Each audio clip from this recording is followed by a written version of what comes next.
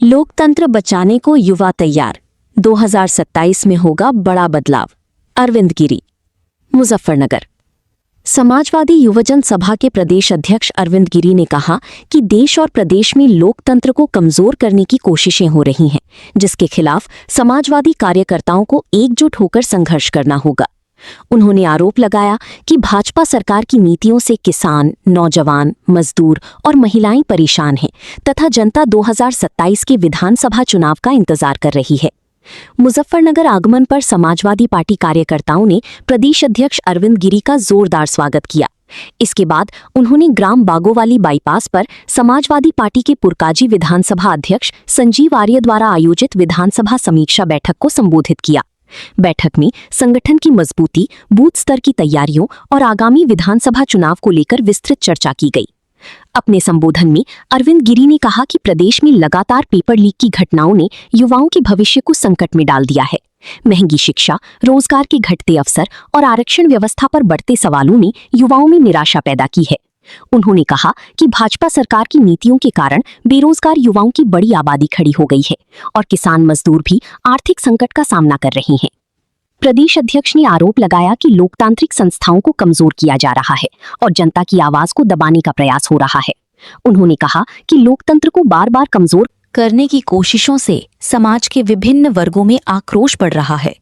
युवा, किसान, मजदूर और महिलाएं बदलाव चाहती हैं और यही भावना आने वाले समय में बड़े जन आंदोलन का रूप ले सकती है। उन्होंने कार्यकर्ताओं से आह्वान किया कि वे अभी से मिशन 2027 में पूरी ताकत के साथ जुट जाएं और गांव-गांव जाकर समाजवादी पार्टी की नीतियों को जनता तक पहुंचाएं। उन्होंने कहा कि समाजवादी पार्टी ही किसानों, युवाओं, पिछड़ों, दलितों और वंचित वर्गों की वास्तविक आवाज है तथा पार्टी का लक्ष्य प्रदेश में जनहित की सरकार स्थापित करना है। समीक्षा बैठक के बाद अरविंद गिरी रथेड़ी गांव पहुंचे, जहां सपा नेता कमर रफी के आवास पर उन्होंने कार्यकर्ताओं के साथ संवाद किया और दोपहर का भोजन किया। इस दौरान भी उन्होंने संगठन को मजबूत करने और विधानसभा क्षेत्र में सक्रियता बढ़ाने पर जोर दिया। कार्यक्रम में समाजवादी पार्टी प्रदेश सचिव विनय पाल, प्रदेश सचिव चौधरी इलम सिंह गुर्जर, पूर्व लोकसभा प्रत्याशी जसवीर वाल्मीकि, समाजवादी शिक्षक सभा प्रदेश उपाध्यक्ष सतेंद्र पाल, समाजवादी युवजन सभा प्रदेश उपाध्यक्ष कुंवर शोएब राणा, सपा नेता साजिद हसन, पिछड़ा वर्ग प्रकोष्ठ जिला अध्यक्ष सतीश गुर्जर, डॉक्टर मोनिका सिंह, महिला सभा जिला अध्यक्ष पूजा अनिल अंबेडकर, लोकेंद्र कुमार सिमरथी, डॉक्टर इसरार अलवी, कपिल मलिक, दीप्ति पाल, नावीद रंगरीज, सत्यवीर त्यागी, डॉक्टर नरेंद्र सैनी, आयुष चौधरी, तौकीर कौर, नदीम खान, अरशद मलिक, फिरोज अंसारी, नियाज हैदर, नदीम मलिक, रिजवान मुजफ्फर, मुस्तकीम प्रधान, शाहिद कौर सहित बड़ी संख्या में पदाधिकारी और कार्यकर्ता मौजूद रहे। जी भाई साहब, आपका नाम? मेरा मोहम्मद कमर रफी है। आज सपा के प्रदेश अध्यक्ष आए हैं, क्या आपकी आवाज? जी, अरविंद गिरी जी आए थे जी, उनका हमने स्वागत किया यहाँ पे। अपना बहुत अच्छा प्रोग्राम रहा है जी गांव रथेड़ी के अंदर। और जी मेहनत करेंगे उनके साथ लग के। कार्यकर्ताओं की बैठक हुई, बहुत आदमी। बस यही रहा जी, बस राजनीति जो आजकल चल रहा है इसी के बारे में थोड़ा बहुत बताया उन्होंने युवाओं के लिए। 2027 के चुनाव में उसको लेकर कुछ रणनीति तैयार की गई जी, रणनीति चल ही रही जी। तो मेहनत करे जी फील्ड में, बहुत ऊपर वाले ने चाहा तो जी अपना कामयाबी मिलेगी जी अखिलेश जी को। जी आपके समाजवादी की पार्टी का समाज मतलब यह है। मेरा नाम मुमताज अली है, मैं मास्टर मुमताज अली हूँ। आज हमारे आवास पर जो राष्ट्रीय अध्यक्ष है अरविंद गिरी जी तशरीफ लाए थे और उन्होंने जितने भी पुरकाजी विधानसभा के जो संगठन है उन सभी को बुलाकर उसकी समीक्षा की बैठक की और उन्होंने बताया कि 2027 के चुनाव में किस प्रकार हम अपनी कार्यशैली के द्वारा अपनी सरकार ला सकते हैं।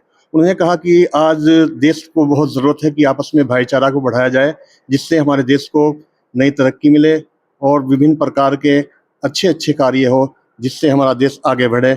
और उन्होंने कहा कि आज हर इंसान का, हर कौम का, हर धर्म का उत्तरदायित्व बनता है कि वे आज समाज को ऊंचा बढ़ाने के लिए अपना योगदान दे और ये सभी का उत्तरदायित्व बनता है, जितने भी कार्यकर्ता हैं। अगर कार्यकर्ता सही प्रकार से अपना कार्य करेंगे तभी संगठन हमारा मजबूत होगा। जो आपस में कार्यशैली में मतभेद होते हैं उन सबको दूर करके बताया कि उन्होंने आपका ये उत्तरदायित्व बनता है कि टिकट वितरण भले ही किसी का भी हो, लेकिन जो राष्ट्रीय हमारे अध्यक्ष जी है वो जैसे उनके आपको जिम्मेदारी देंगे, आपका उत्तरदायित्व बनता है कि आप उस जिम्मेदारी का निर्वहन करते हुए माननीय अखिलेश यादव जी को 2027 का मुख्यमंत्री बनाने की कोशिश करें। और सभी कार्यकर्ताओं ने इस पर अपनी सहमति जताई और उन्होंने कहा कि भले ही किसी का कोई भी हो, लेकिन हम पूरी तरह से तैयार रहेंगे और 2027 में समाजवादी सरकार को लाने के लिए भरसक प्रयास करेंगे और एक दूसरे की राष्ट्रीय एकता को बनाते हुए एक अच्छी सरकार बनाएंगे। अध्यक्ष जी मुजफ्फरनगर पहुंचे हैं, क्या कार्य? आज समाजवादी पार्टी का एक फुलकाजी विधानसभा की बैठक थी, महत्वपूर्ण बैठक थी संगठन की। हम लोगों ने संगठन की बैठक किया, संगठन को जांचा परखा और उसके बाद संगठन पे काम करने के लिए आए थे। अब देश में जो माहौल चल रहा है, जो पूरे प्रदेश में माहौल चल रहा है, जिस तरह से पेपर लीक हो रहे हैं भर्तियों को, नौजवान परेशान है, 2 करोड़ प्रतिवर्ष नौकरी का झांसा दिया गया और काले धन आएंगे, 15 लाख रुपया खाते में जाएंगे, बहुत सारे झांसा दिया गया। वो झांसा देने के बाद आज जिस तरह से महंगाई बढ़ी है, गैस सिलेंडर का दाम कांग्रेस की सरकार थी तो 400 रुपये 450 रुपया था, आज 1000 पहुंच गया। पेट्रोल डीजल के 60 रुपये के नीचे था, आज 100 रुपये के करीब और 100 रुपये के पार पहुंच गया। तो इन सारी चीज़ों को लेकर के हम लोगों ने बैठक किया, उसकी तैयारी किया कि कैसे हम लोग चुनाव लड़ेंगे और इनसे भारतीय जनता पार्टी से आर पार लड़ाई के मूड में हैं। हम लोग पूरी चुनाव की तैयारी में हैं। जब कार्यकर्ता सड़क पर उतरने को तैयार नहीं है तो आप लड़ाई नहीं, आप कैसे कह रहे हैं? कार्यकर्ता सड़क पे उतर रहा है, हमारा संगठन मजबूत हो रहा है और जब संगठन मजबूत रहेगा तो भारतीय जनता पार्टी कभी सड़क पे उतरती है। भारतीय जनता पार्टी ने क्या किया है? भारतीय जनता पार्टी ने, आपने देखा होगा कि बिहार में किस तरह से भारतीय जनता पार्टी ने SIR में बूथ पे काम किया और बूथ पे काम करके हम लोग सड़क पे रह गए तो हम लोग को हरा दिया। तो भारतीय जनता पार्टी तो चकमा देने की राजनीति करती है, तो आप समाजवादी पार्टी के लोग उनके चकमा को समझ गए। अभी आपने देखा हो हर जिला मुख्यालय पे धरना प्रदर्शन हुआ, हर जिला मुख्यालय पे आंदोलन हो रहा है, आर पार की लड़ाई लड़ी जा रही है। आप थोड़ा देखिए कि पूरे प्रदेश में धरना प्रदर्शन आंदोलन हो रहा है कि नहीं हो रहा है। जो लड़ाई नेताजी के समय में लड़ी जाती थी, सड़क पर उतर के कार्यकर्ता लड़ते थे, वो बस समय आ रहा है, घेरा डालो डेरा डालो का समय आ रहा है, आपके सामने आएगा।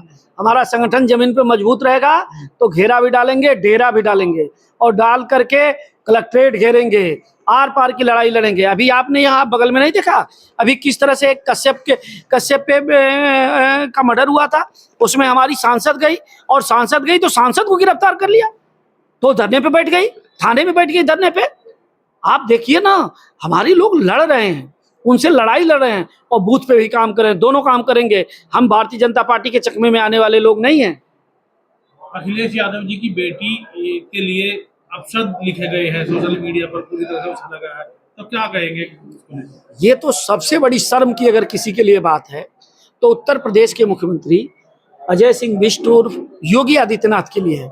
ये आपकी सरकार हो, आप साधु कहलाते हो, आप संत कहलाते हो, आप योगी कहलाते हो और आपकी सरकार में कहते हो कानून का राज। बेटी के ऊपर ऐसे नेता, आप ये बताओ ये कौन सा भारतीय जनता पार्टी का, ये कौन सा वो है प्रोपगंडा है कि माननीय अखिलेश यादव जी ने केवल एक सवाल किया कि चंदा चोरी हुई है। क्या चंदा चोरी अगर हुई है तो उसका पर्दाफाश करना जरूरी नहीं है? नेता का कर्म नहीं है कि वो उसको बात को रखे और उसकी बात को रखे तो परिवार को घसीट दोगे? ये शर्म, मतलब ये समझिए कि भारतीय जनता पार्टी ने शर्म की सारी हदों को तोड़ दिया है, लोकतंत्र की सारी मर्यादा को तोड़ दिया है। राजनीति के जो मर्यादा थी, राजनीति धर्म का जो पालन करने की मर्यादा, सारे धर्म को तोड़ दिया है। भारतीय जनता पार्टी के लोगों ने केवल स्वार्थ की राजनीति कर रहे हैं, वो किसी के बेटी बहन का कभी सम्मान नहीं किए हैं। आपने देखा होगा संघ में कभी महिला रहती थी, महिलाओं का संघ के लोग सम्मान करते थे? कभी नहीं, महिला विरोधी ये थे। ये तो नारी शक्ति बंधन अधिनियम ला करके और दिखाना चाहते हैं कि हम नारी के पक्ष में, लेकिन ये कभी नारी के पक्ष में रहने वाले लोग नहीं। अच्छा अध्यक्ष जी, नीट की परीक्षा तक लीक होगी और युवा बेरोजगार है, इस समय सड़कों पर, उसको क्या करेंगे? मैंने तो यही कहा, अभी सारे लोगों ने धरना किया, आंदोलन किया, नीट पे पूरे प्रदेश में ज्ञापन दिए जा रहे हैं। और नीट का केवल पेपर लीक नहीं हुआ, लगभग 100 पेपर ऐसे हैं कि जो लीक हो गए और एक बार नहीं कई बार लीक हो गए, कई बार। नौजवानों का भविष्य बर्बाद हो गया, छात्रों का भविष्य बर्बाद हो रहा है। युवा बेरोजगार बाप की संख्या बढ़ रही है, बेरोजगार बाप की संख्या बढ़ रही है। 2 करोड़ रोजगार का वादा था। आज क्या चल रहा है? आज कहीं किसी कॉलेज में चले जाइए, एक तो फीस वृद्धि हुई है। अभी मैं परसों लखनऊ विश्वविद्यालय में गया था, जो एलएलबी की फीस 25,000 थी और बढ़कर के 49,000 कर दिया। अलग से एक फीस थी कि 41,20 रुपया ले रहा था, 4120 रुपया उसमें रसीद दे रहा था और 5120 रुपए की फीस ले रहा था। छात्रों ने विरोध किया तो वहां के वीसी ने जानते हैं क्या किया? 3 छात्र नेताओं को निलंबित कर दिया, 4-5 छात्र नेताओं को जेल भिजवा दिया। ये पूरी तरह से हिटलरशाही मची हुई है। और गरीब का बेटा कैसे न पढ़ पाए, गरीब का बेटा कैसे पढ़ेगा तो आवाज उठाएगा। बाबा साहब भीमराव अम्बेडकर ने कहा था कि शिक्षा शेरनी का दूध है, जो जितना पिएगा उतना ही दहाड़ेगा। इसी को भारतीय जनता पार्टी के लोग और भारतीय जनता पार्टी की सरकार, अडानी अंबानी के चाहने वालों की सरकार चाहती है कि गरीब दबा रहे, उसका बेटा पढ़े नहीं, और जब उसका बेटा पढ़ेगा तो सवाल करेगा, और इनको सवाल पसंद नहीं है। इसलिए पूरी शिक्षा व्यवस्था, शिक्षा प्रणाली को इन लोगों ने बर्बाद करके रख दिया है, नौकरी को बर्बाद करके रख दिया है। सरकार चुनाव नहीं करा पाई, पंचायत चुनाव, और विपक्ष चुप है। वो मंत्री बहुत बोलते हैं, वो कहाँ चुनाव करा पाएंगे? जो बहुत बोलता है वो काम थोड़े कर पाता है। वो बहुत बोलते हैं, अब मैं क्या उनकी बात करूं? हमारे तो अगल बगल के हैं, मैं उनकी बात नहीं करना चाहता। ये सरकार कभी जिस रोड मैप पे काम करना पड़ेगा, आपको किसी रोड मैप पे काम करना पड़ेगा। जैसे अखिलेश यादव जी हैं, वो विजनरी लीडर हैं।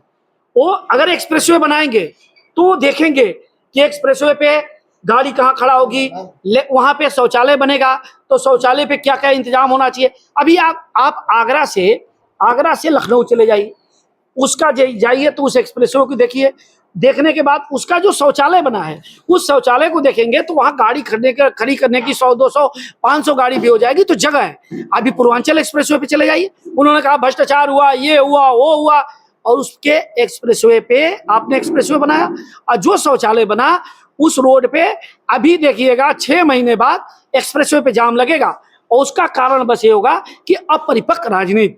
अगर परिपक्व होते तो उसका शौचालय बड़ा बनवाते कि शौचालय पे रुकेंगे लोग, वहां बसें रुकेंगी, ट्रक रुकेंगी, जीप रुकेंगी, गाड़ियां रुकेंगी, उनको जगह चाहिए, रुकेंगे लोग, फ्रेश होंगे और तब रोड पे आएंगे। रोड पे वो उन्होंने बना दिया और वहां स्थिति है कि 50 गाड़ी से अधिक होगी तो रोड पे गाड़ी खड़ा होगी तो जाम लगेगा। तो ये विजन नहीं है, ये सोच नहीं है, और जिस व्यक्ति का सोच नहीं होगा वो काम नहीं कर सकता है। आप ही के जिला अध्यक्ष का एक बयान सोशल मीडिया पर तेजी से वायरल हो रहा है, कह रहे हैं कि पार्टी में बिना पैसों के काम कोई नहीं हो रहा है। कहाँ चक्कर में पड़े हैं? इन सब चीजों पे निगेटिव राजनीति क्यों करें?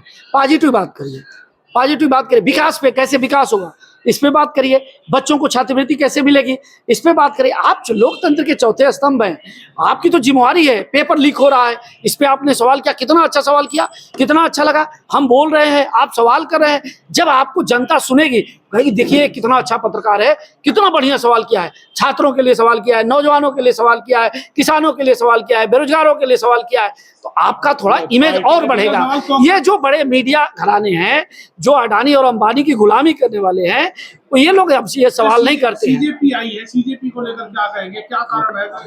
छात्र जग रहे हैं, छात्र जग रहे हैं। मेरा यही कहना है कि जब छात्र और नौजवान जगेगा तो क्रांति होगी, और जब जब क्रांति हुई है तभी परिवर्तन हुआ है, और क्रांति का समय आ गया है। आप देखिएगा कि ऐसा समय आ रहा है कि जनता आगे चलेगी, छात्र नौजवान आगे चलेगा, किसान आगे चलेगा, बेरोजगार आगे चलेगा, महिला आगे चलेगा, और नेता पीछे हो जाएगा। जब ऐसा समय आता है तो समग्र क्रांति होती है, और समग्र क्रांति का समय आने वाला है, अब नजदीक आ गया है, क्योंकि देश में अपराध, भ्रष्टाचार, सब कुछ हदें पार हो गई है। सीजेपी के मुकाबले समाजवादी पार्टी को कहाँ देखते हैं? कहाँ मुकाबले की बात कर रहे हैं आप? वो छात्र नौजवान अगर सड़क पे आ रहे हैं, आंदोलन करें, अच्छी बात है, होना चाहिए, अच्छी चीज है। कहाँ सबको लड़ाने के चक्कर में पड़े हैं? ये काम ना करिए, इससे थोड़ा दूर हटिए। ठीक है, धन्यवाद।